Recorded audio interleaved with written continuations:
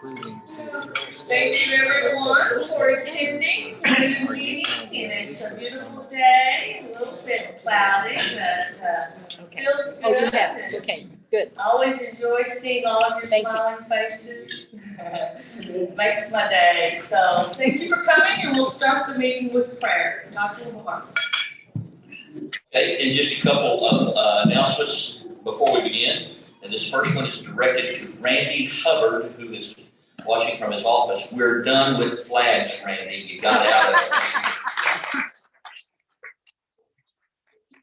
Flags until after Memorial Day. Whoa, wow. Next Saturday's. We're done. And thanks, many thanks to the people who came and helped us over the last few weeks. The second thing I need to remind the club is that tomorrow, Bobby Haas goes under the knife for shoulder surgery. He will be out for several weeks doing rehab, and I've already prayed with him, but you might give him a kind word. Then, and when it quits hurting, it'll feel really good. About 6 months. Would you join me in a spirit of prayer? Eternal God, we give you thanks for the blessings of this day, for this club and our work in this community. We give you thanks for the great event that we had Tuesday with the Breakfast with the Stars, and our club was represented with six scholarships to go to students, primarily students who will be the first person in their family to go to college. It's an amazing thing. We give you thanks for that. We give you thanks for the efforts on the flags that paid for the scholarships. We give you thanks for the blessing of this day, for this food. We ask your spirit to be upon it, to take it to the nourishment of our bodies and keep us in your peace. In the name of Christ. Amen. Amen. That's about your scholarship. Yeah. Well, named after you. Yes. The church funded a scholarship when I retired. The doctors Bill and Joan Lamar Pay It Forward scholarship. And the first recipient was a young lady from Singley who's going to North Texas to be a teacher. She's the first person in her family to go to college, and I am just beside myself excited. Because normally you got to be dead.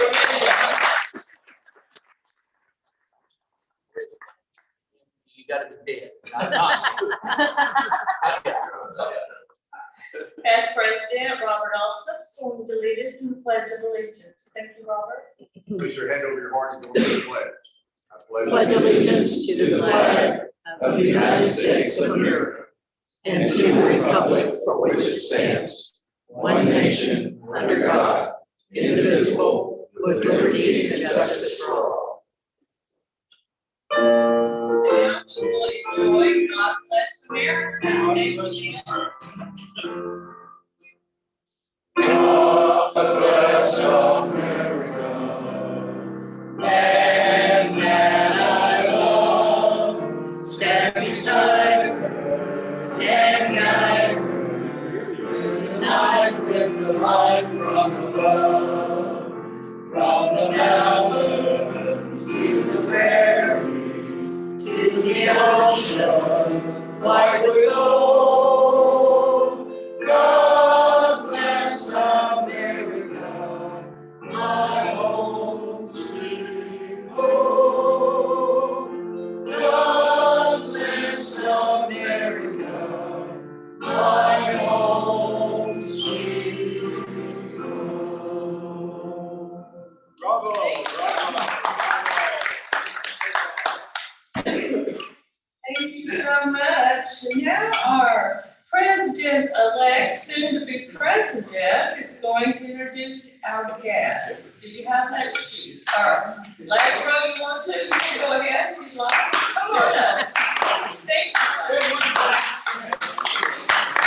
All right. Well, we have a couple guests visiting us here today. Alfred Walker. Alfred, thank you for being. I believe you were here a couple of times, right? Before you want to tell us just a little bit about yourselves? Sure. Alfred Walker, local farmers insurance agent, looking to get out in the community and serve, and heard so much about this group. So thanks for having me for the second time. Thank you. And we just received your application as well on the online portal. So yeah, so he just did it today, a couple earlier today. So a couple of they're already members, but we just waited to get their pin one of them is gonna be out of town next Thursday, and that is going to be, Sylvia Alvarez, my sister. Stand up, Sylvia.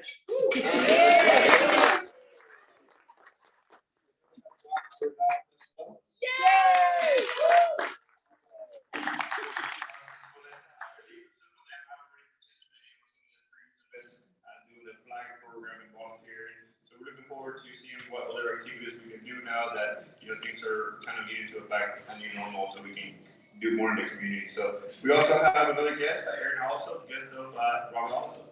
Yay! And we're looking forward to keeping it running, so make sure you guys keep inviting your friends and prospective members to join us for lunch on Thursdays. That's all I have for now. Thank you. Yes, Robert. We have a guest that just came in the room. Oh, Members of the snap club. in on.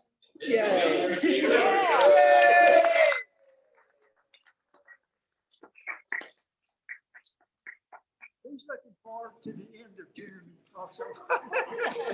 And word is out that she can bowl well. Yeah. Dance and bowl. Hey, I was just gonna ask you, Max, would you like to give us a summary of your district conference?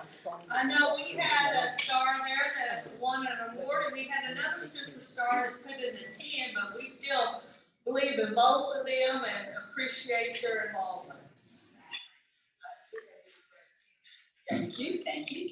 So we had a great conference this weekend. I know several of you were there. Thank you very much for your support. That really helped make it. Friday night bowling was a blast, and yeah, I got lucky. I got a stripe and a spare. I hadn't bowled in ages and ages. I did tell my aide if there was some way I could switch my bowling score for my golf score, I'd be really, really happy, but they don't let us do that. But I think in the end, and John, correct me, I think because we had, you could sign up for whatever parts you wanted, and I think we must have had at least 130 people all in, give or take. So I know it was over 100 banquet Saturday night. So that's the last big thing I have to plan. I've got a lot of events still to attend. I've got 2 roundtables, but after planning for our conference, roundtable is easy. So appreciate all the support. Thank you for being there.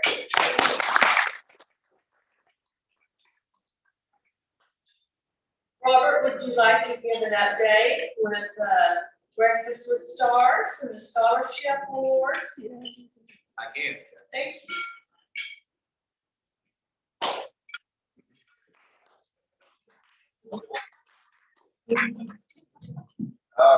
Yes, thank you for that round of applause. What a great event we had, as Crystal said, when she was kicking off the event, that we had a live Breakfast with the Stars in 2 years, since 2019. So it's great to see almost 900 people in the Irving Convention Center. This Rotary Club had 2 tables full of Rotarians and the scholarship recipients. We awarded for the first time the Elaine Free Robinson Scholarship to a student at Cardwell Academy. That's people sitting right next to Elaine, so they had a chance to talk. And Elaine began her career in the Irvin School District with career technology education, so it was just neat that how that worked out. And then we awarded the first John Boyle Scholarship. That recipient's a young lady going to Penn State University, and was able to get connected with her with Dallas Burke from the DCUR, which making that scholarship was kind of our arrangement with DCUR. They give us the free rent for the flags, and we made that scholarship in honor of John Boyle. So it really worked out well for both entities. Great turnout for Rotarians, and just an outstanding event. So, and just a reminder to everybody, we do all of that through the funds from the flag program. So as we continue to grow that, and as Rotarians, as we take more of the routes, so that there's less money that has to be paid out to outside entities, and that's more money we can fund right back into the scholarship programs. So let's get with Kathy, take a route, You can do as many as 30 to 50 flags in less than 2 hours. Great way to help the club. So thank you, Matt.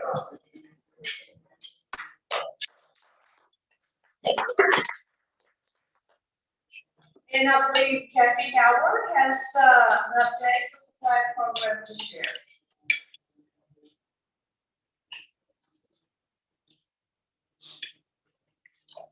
Get my pen ready. Exactly.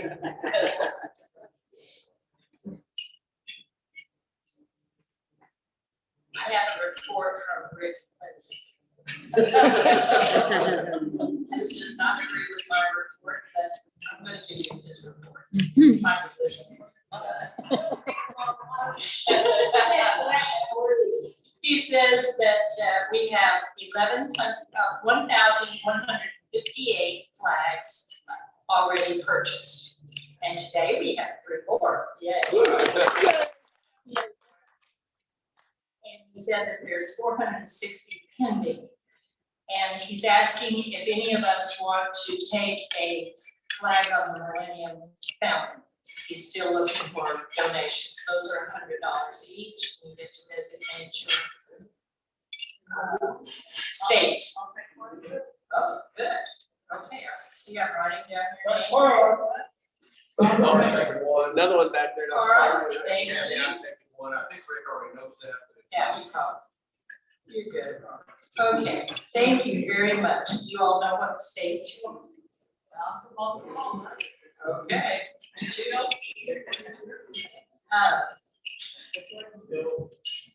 Jose, what state do you want? Texas. All right. And Robert. We usually do New Mexico and order by father-in-law and Alaska.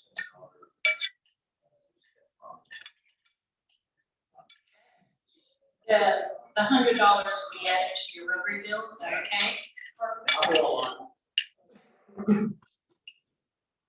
And, all right, the other thing, I have a to-do list of many flags.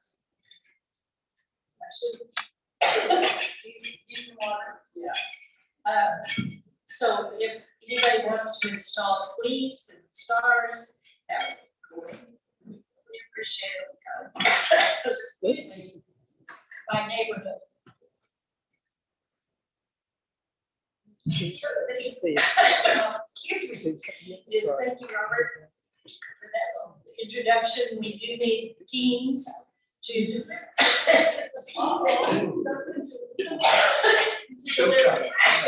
If we could. So let me know how many you can deliver. Today,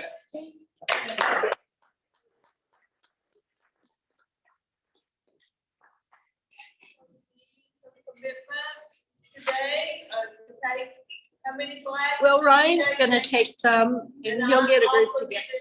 Thank you.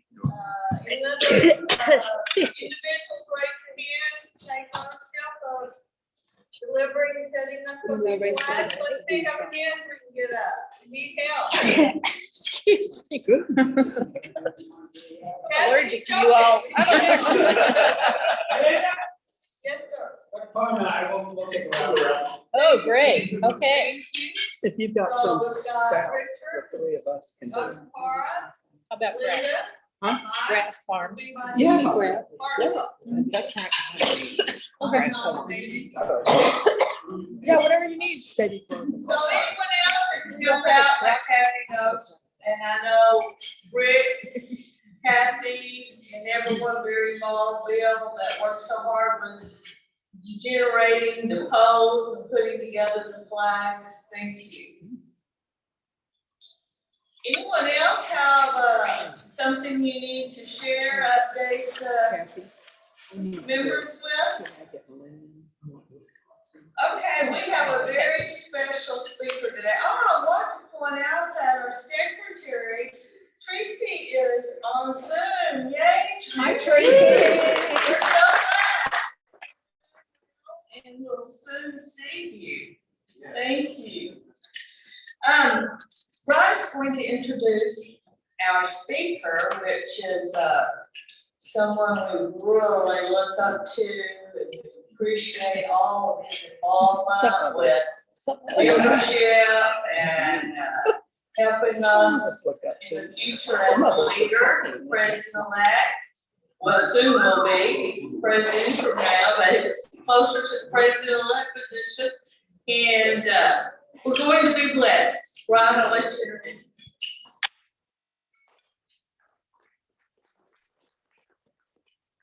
Excellent, thank you, everybody. So, by show of hands, who in here knows an entrepreneur?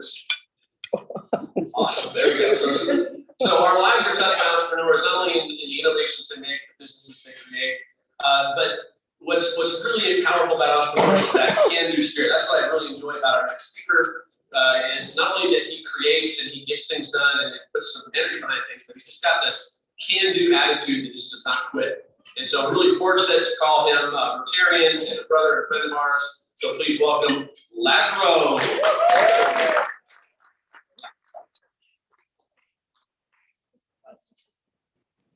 Right, well, if you are a member of this club since 2019, you probably heard me talk before about the Irving Marathon in 2020, I think around the same time, May.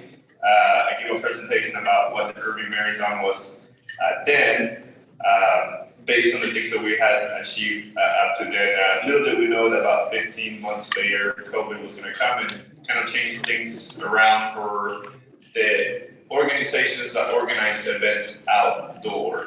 So I know some people had it tough and their business took a big hit, but organizations that organize events outdoor couldn't even do that. People were able to relocate to be able to do work on their home offices, different ways to do that. But again, for 12 months, the industry that we are operating in now and that we're operating in before, it was like prohibition, alcohol back in the early 1900s. But that's how we felt for about 12 months. So everything that you could tell that you could do, you have gatherings inside public spaces with 1,000 people, 5,000 people, as long as you met capacity or 50%. For the industry that we operated in for 12 months, we could not operate over 10 people because they were outdoors. So again, that was the logic that we had to endure through what I have said we're now becoming an entrepreneur, right? And the things and obstacles that you have to overcome, not only in the sense of what the world is going around, but as an entrepreneur, sometimes you're coming up with the ideas, you have to develop them, you have to take the risk. And on top of taking the risk to be able to do those things, at least you have to believe that there's a way for you to organize and do those things. But again, for 12 months, we could not. It was banned. It was against the law to organize events in the industry that we operated to do what we do. So I just want to show you guys what we were able to accomplish about 2 weeks ago with the 2022 Irving Marathon, our 10th year anniversary. You guys saw another video that they were friends from ICTM put together, but this is what our production team put together. Just want to give you an idea of what happened to get there, which is what I'm going to talk about today in our presentation. But before I do that, I want to show you what we did 2 weeks ago, and some of you guys were there.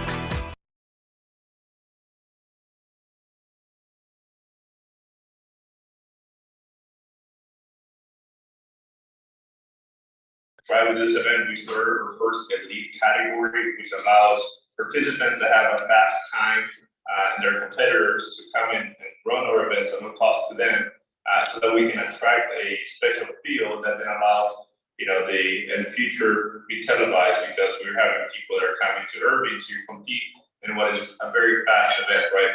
But we also have the community aspect to the marathon, where you know, we had about 80 volunteers at the event. We had about 150, but with 80, we still were able to do pretty well. And then there's also the economic development of what we do as well, which we have about 2,500 participants. About 40% of them were from out of town, so that created hotel revenue, restaurant revenue, and whatnot, that allows our community to kind of take advantage of the things that we're doing. And additionally to that, the Irving Marathon, we partnered with the Irving Schools Foundation as urban beneficiary. As you see at the end, I'll show you a picture from this past couple of days event with the Irving Schools Foundation, right at the start, where we awarded 6 scholarships to 6 different students. As it became a custom that at the end of each event, we present a scholarship that is awarded to a high school senior from the school. So, but just to go back to the presentation, this is what we have built, right? The Irving Marathon running series, that same event that you saw just now, we replicate that 8 times throughout the year.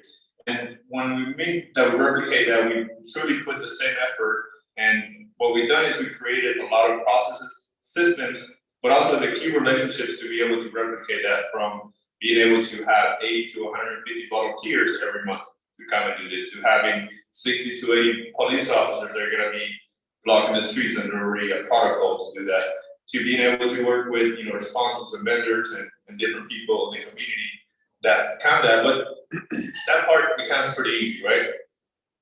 The part that becomes a little hard sometimes is getting the runners to come and run, right? Because you're not selling a concert ticket, you're not selling a movie ticket, you're not selling a conference. You're selling something that, or not selling, but you're providing a service that is for somebody that they actually have to be the participant in it as well. So therefore, you got to create a culture. And that's kind of what we're going to talk about today, about what we've been able to do. But before we go back to that, continue to that, for those of you guys that don't know a little bit about me, I'm going to share a little bit about kind of how we got started, where the Irving Marathon idea came from, and some of the things that we've done to get us where we're at. So, as you guys know, in 1999, I came to the United States with my little sister here. I went to middle school, 7th grade in Austin, and she went to elementary still, and then went to Irving High School, where at Irving, you know, it was a little bit different from the environment that I was used to in El Salvador. In El Salvador, and this is, you know, I actually titled the message of my speech today, "Why is Rotary important?" In El Salvador, we're part of the people that, or students that receive aid from UNICEF, right? Some of the first pairs of shoes that we received were given by UNICEF organizations that went to our schools. And that's kind of how we learned. We didn't have electricity until I was 7 years old. So a lot of the playing, we got to do it outside rather than, you know, tablets nowadays, because that was not something that we had around. So we're coming to Irving again. We grew up also out in the countryside, so there was no big city, so it was kind of a little bit different. So, but one of the things that I wanted to do was, now that I was here in this country, we had an opportunity to do something good. So therefore, I knew that I wanted to do that, but how do you get there, right? So, and then this is kind of, and I speak on this and other speeches that I do, but the first thing that I recommend to anybody to do is figure out what you want to do in life. Once you figure out what you want to do in life, then you can set up a plan and kind of work backwards, right? Work backwards into the things that you need to do in order to get there. And those are some of the things that we're doing. As some of you guys know, one of my main goals in life is to become the president of El Salvador and go help the country. So what I'm doing right now with a lot of things that we're doing, and again, the marathon that you saw the video right now is something that we imagine being able to put together, and then we work backwards on how we're going to construct that. So similar, in a similar way, that's the same thing that we're doing with that goal as well. So with the Irving Marathon running series, what we set out to do is not only to work with the education system, the tourism, working on those relationships, learning how to bring people together, how to communicate effectively with our community, but also how to get people to follow a vision and a dream. So a lot of things that we're doing with the Irving Marathon is, in essence, learning how to put together a bigger plan that we all get to be part of. But again, all of this has to get started somewhere, right? So as a senior year in 2004, like some of the people here as well, I received a Rotary scholarship. And that allowed me to go to college, right? So back in El Salvador, from organizations like Rotary, like UNICEF, I received shoes and food and aid. As a high school student, I still receive more aid from organizations like Rotary, like the scholarship. So then that allowed me to go and do other things, right? So now that we're here, what do you call it? Going back to Irving High School. So Irving High School, I was very involved in different things. I was in team court. I knew that, again, early on, I knew that I wanted to become the president of El Salvador, so I knew that I needed to learn how to speak better, how to communicate, how to, learn from different organizations. That's what a political side, I call it.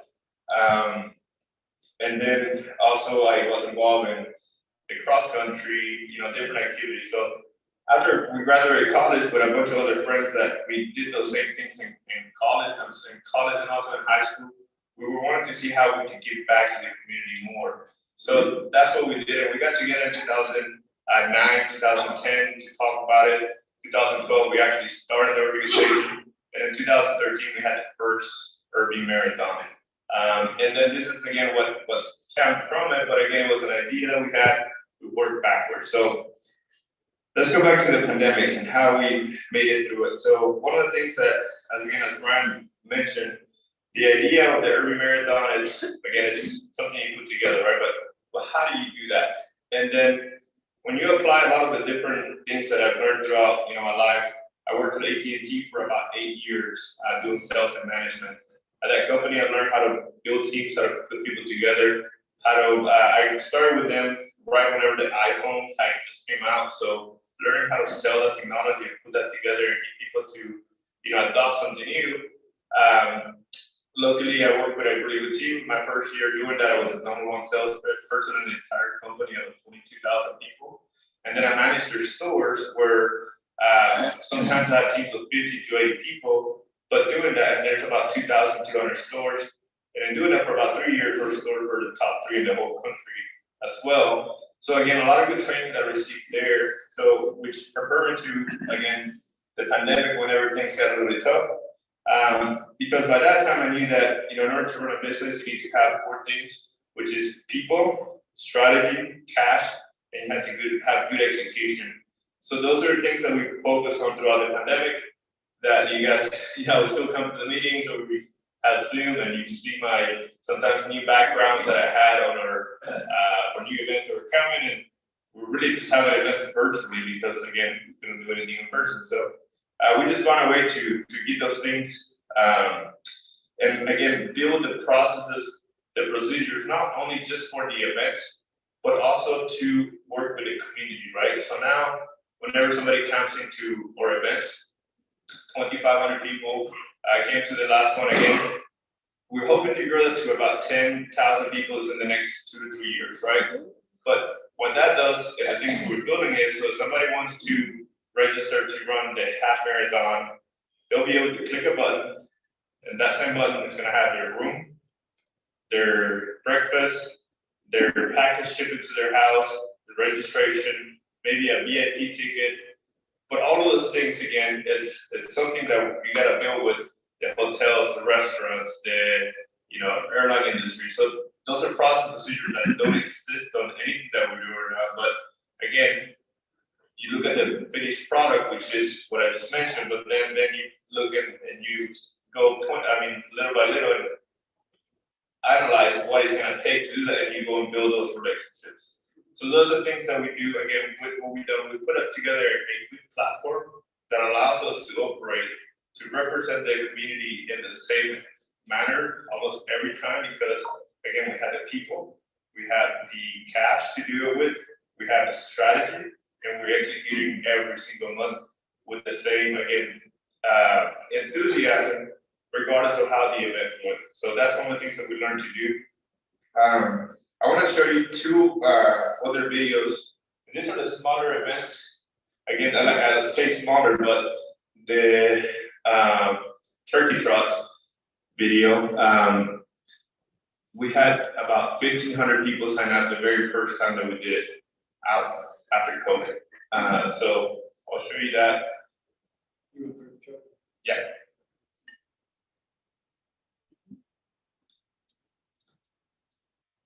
So prior to that.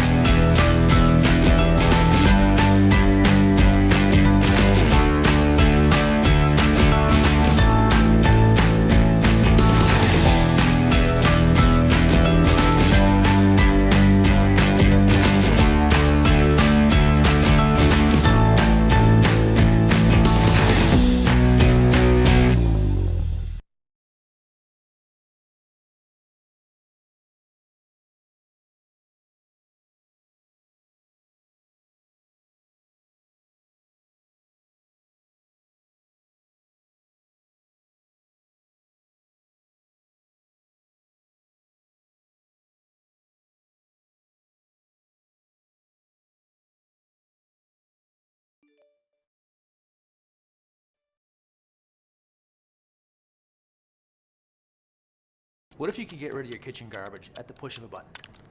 Hey, I'm Matt from Pila, and I want to introduce you to my friend Lomi.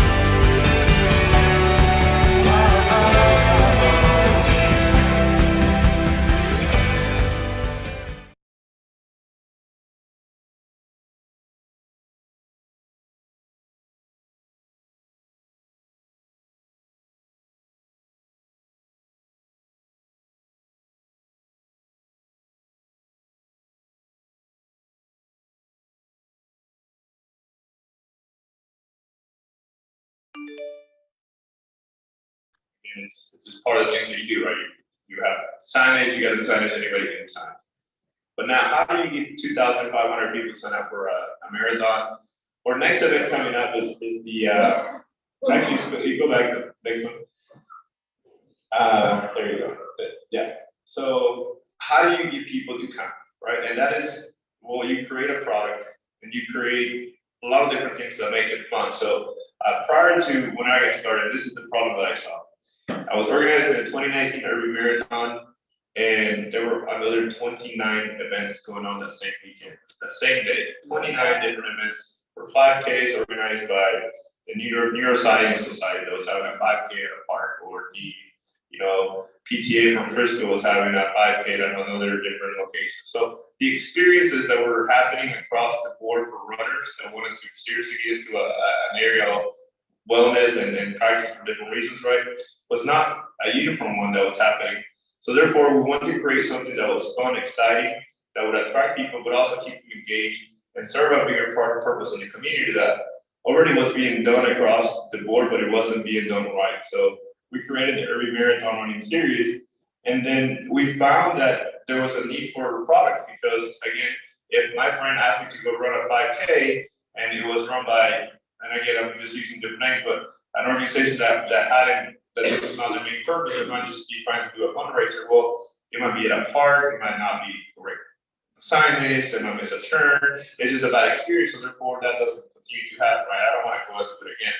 So that's what we set out to do. And again, we found that there's a big need for this. In order for us to name all of our events, we did some research to find out what people search for the most online. So again, all of our approach has been digitally. I do marketing. I'm able to take our 22,000 previous participants that we have right now that I have their email and do target advertising to their social media, for example, right?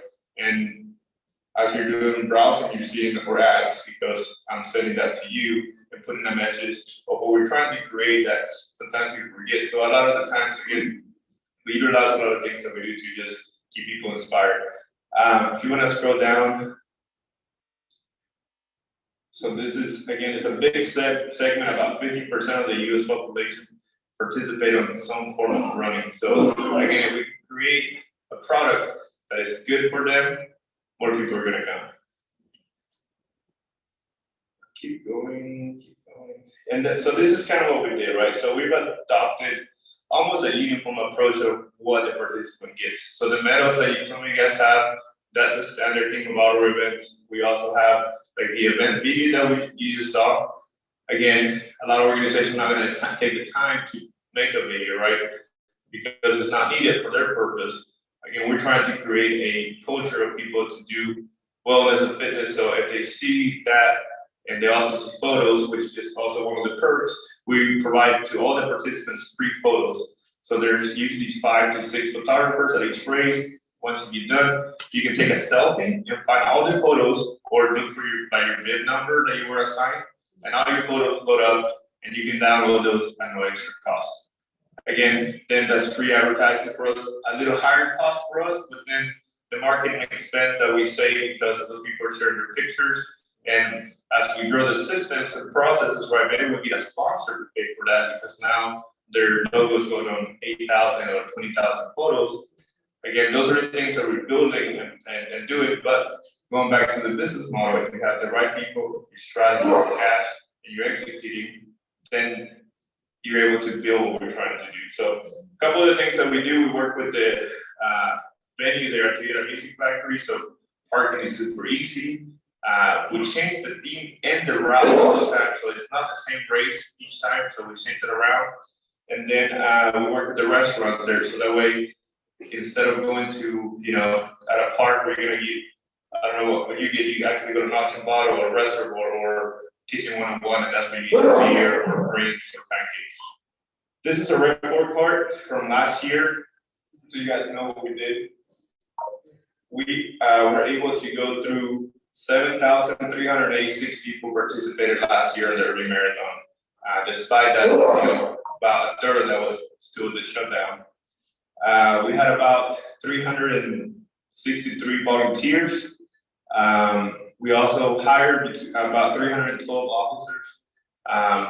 The officers are $55 an hour times minimum of 4 hours each. For the marathon, sometimes you gotta work 9 or 10 hours. So those bills add up. We also were able to, through the platform, so now the Irving Schools Foundations, anytime somebody registers, they need to donate. All that money goes straight to Crystal Scanios Foundation, and they're able to use it for the Food for Thought program, for the school supplies program that they have, for all the needs that they have. So again, as we grow this year, we're projecting about 16,000 participants. That's 16,000 times people need to donate to the foundation. We personally gave $12,000 last year, 8,000 to the Irvin schools, Beta Squad White Irving Foundation, which then awarded it to the IWORM program for their IWORM program that they have at Irving ISD. And then we awarded a scholarship as well. This year, we're already past that by a lot, but I haven't done that. So, and then what I wanted to leave you guys with is it's actually one of the pictures in the folder from the scholarship recipients, which again, it's kind of what I wanted to say, why it's very important, right? So in 2014, I received one scholarship, but then 2 weeks ago, because of that scholarship, I'm sorry, 2 days ago, because of that scholarship that I received, then we were able to award 6 scholarships. So everything that you guys do, again, is very important. Jerry's gonna pull up here the photo from the people, but sent to Dr. Labor's message earlier, right? A lot of those people are first time going to college. The fact that they get one scholarship, it's not gonna change their college career, but then it allows them to dream of what can be done, right? So, that's gonna be the last thing I say on that. But I wanted to leave you guys with one thing, so which is how do you become an Irving Marathon advocate so that you can contribute to what we're building here. So the first one, well, so these are the 6 recipients. Great, good. Great. So, and again, someone like the one in the corner, the mom, very thankful, right? Her son, and as you can see, some of these recipients, they only got one scholarship, so that they wouldn't have been there had we not done what we're doing right now. So it means a lot to the community what we're doing. But again, how can you become an Irving Marathon advocate? So we contribute to do more of this. One is continue your participation. You can walk, you can run, you can crawl, we have people, hand cyclists, wheelchair, I mean, all of it, because again, Las Colinas is a very, very nice area, very flat. The second one is, inviting your friends, family, and coworkers to, like we call it, join the movement, to start running, participating, so you spread the word to the people that you know. Volunteer in an upcoming event. Again, we usually need between 80 to 150 volunteers. And a lot of you guys already do that, so thank you. The next one is corporate support. Some of you guys might have access to ears of people in different corporations. All of this is financed by pretty much myself. As we are working for more organizations to join the movement, as we call it, a lot of organizations for the last 2 years, again, they have been not able to donate or just be involved in outdoor events because, again, the perception of what that meant, right? Which, if you think about it, you can't be outside unless you in a bad way. So, and the last one is, spread the word to continue to build a healthy community, right? Just let people know the things that we're doing, ways that they can get involved. And I always like to tell people that just because it doesn't exist, it doesn't mean that it can't be built, right? So, a lot of times the way that we made it through a lot of the obstacles was that I always tell my people and the team that we have is that we don't have a problem, we just haven't found a solution yet. So we gotta keep fighting. So that's all I have, and all of this can be found at irvingmarathon.com. All of the videos are there, all the information. We have 7 people on the team now that work behind the scenes to do this. So we're very blessed that we have a very good group of people. Questions? Great.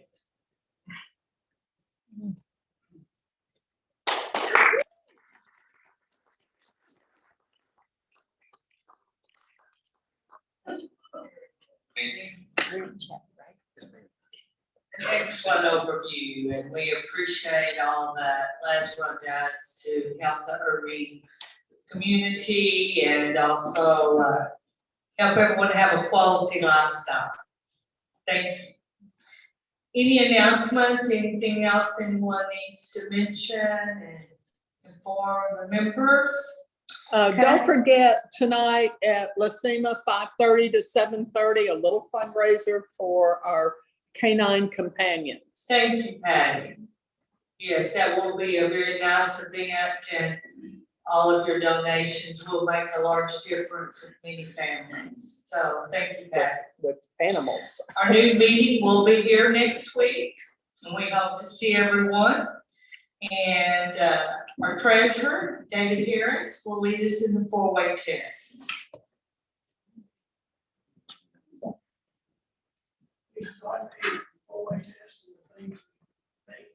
Say or do.